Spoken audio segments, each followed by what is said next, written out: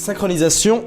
Nice. Bonjour, aujourd'hui je vais vous parler d'un livre écrit par Philippe Claudel, écrit et publié en 2005 par la maison d'édition Les Livres de Poche. C'est un livre qui parle d'exil, d'un grand-père et de sa petite fille, la petite fille de Monsieur Lin. Toujours avoir son texte, pratique. Je vais vous faire un petit résumé de l'histoire. Monsieur Lin va fuir son pays, chassé par la guerre. Toute sa famille va y rester, excepté lui et sa petite fille Sangju. Arrivé dans le nouveau pays, lui et sa petite fille vont être hébergés dans un centre de réfugiés. Au début, Monsieur Lin est très gêné et va avoir très peur, il va rester chez lui, il va éviter de sortir. Tranquillement, après quelques jours, il commence à sortir, à prendre des marches avec Sangju. Un jour, il s'assoit sur un banc de parc et il rencontre cet homme, Monsieur Bark. Ils ne se comprennent pas parce qu'ils ne parlent pas la même langue, mais ils communiquent gestuellement. Ils finissent par se rencontrer tous les jours, à la même heure, au même banc, au même parc. Monsieur Bark parle beaucoup et c'est très bien que Monsieur Lin ne le comprend pas. Pourtant, Monsieur Lin l'écoute et attentivement. Ensemble, ils font plein de promenades, ils vont au resto, ils vont sur le bord de la mer.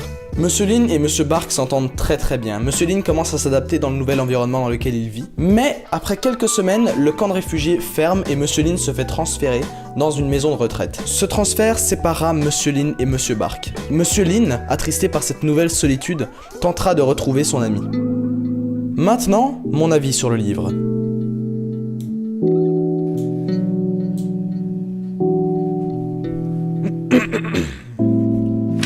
L'organisation, c'est important. C'est pour ça que je m'organise, parce que c'est important. Donc, mon avis sur le livre. Bah, c'était nul, c'est tout. C'était bien évidemment une blague. Non, plus sérieusement, j'ai trouvé ce livre excellent, pour plusieurs raisons. Je ne suis pas vraiment amateur de description, et sérieusement, dans ce livre, il y en avait très peu. Et s'il y en avait, c'était soit pour décrire un moment vraiment important, ou un moment vraiment touchant. Et c'est des belles descriptions, c'était bien écrit, c'était beau, tout simplement. J'ai pris note de quelques bonnes descriptions.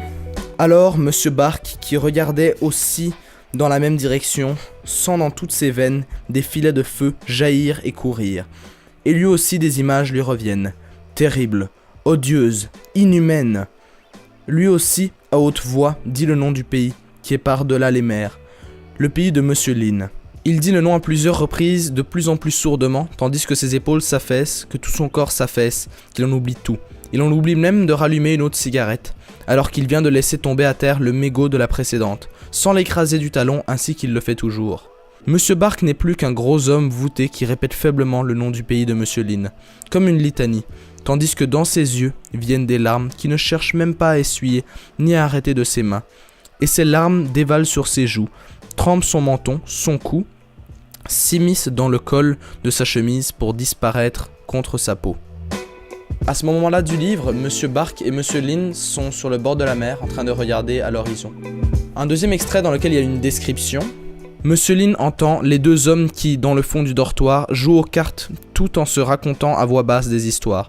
Ce sont des récits de trésors et d'héritages fabuleux, de jarres enterrées, remplies à ras-bord de piastres quelque part, là-bas au pays. Il rêve à voix haute en abattant les cartes. Le vieil homme songe à ce qu'ils disent. Il songe à ce qu'est véritablement son pays, et à ce qu'est véritablement un trésor. Il serre plus encore sa petite fille. Il s'endort.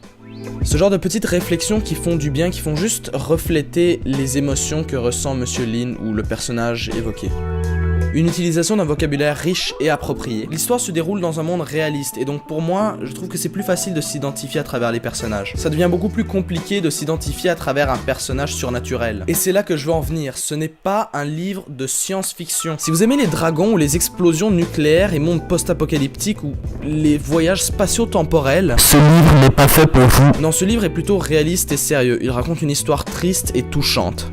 Ce n'est pas du tout vulgaire ou inapproprié, c'est dédié à un public de tout âge. Tout de même, ce n'est pas un livre pour un enfant de 10 ans. Un enfant de 10 ans n'a pas la même empathie qu'un enfant de 16 ans. Un enfant de 16 ans va connaître la situation sociale délicate de certains pays, sans vouloir généraliser. Quand on est petit, on rêve, et une exil causée par la guerre, c'est pas trop un rêve d'enfant. Quand on parle d'un vieux qui arrive dans un nouveau pays avec une nouvelle langue, des nouvelles personnes et une nouvelle culture, un enfant de 10 ans n'a pas les connaissances nécessaires pour se mettre à la place du vieux, et risque de trouver la première moitié du livre plutôt ennuyante. Par contre, en tant qu'adolescent, on comprend que le vieux est déstabilisé, a de la difficulté à s'adapter. On peut dire qu'un adolescent a une plus grande expérience sociale. Il va mieux comprendre ce que le vieux vit, il va faire des liens avec sa réalité, avec des épisodes vécus.